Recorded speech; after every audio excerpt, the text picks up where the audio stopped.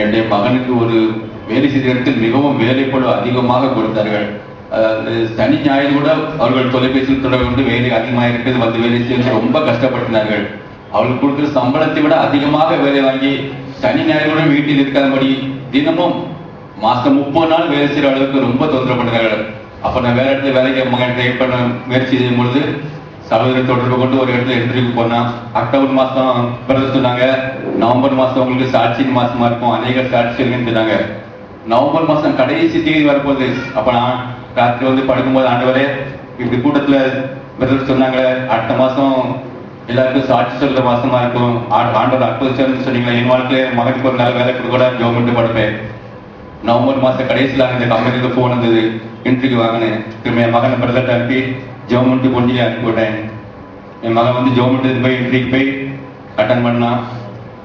அந்த இடத்துல வேலை கிடைச்சது.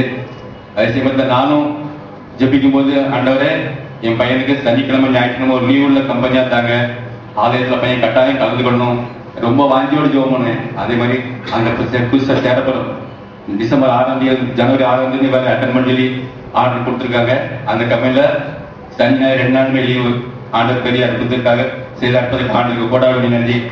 ஜெபித்த சகோதரனுக்கு மனமார்ந்த நன்றி தெரிவித்து ஆண்டவருக்கு சோத்திரம் உண்டு.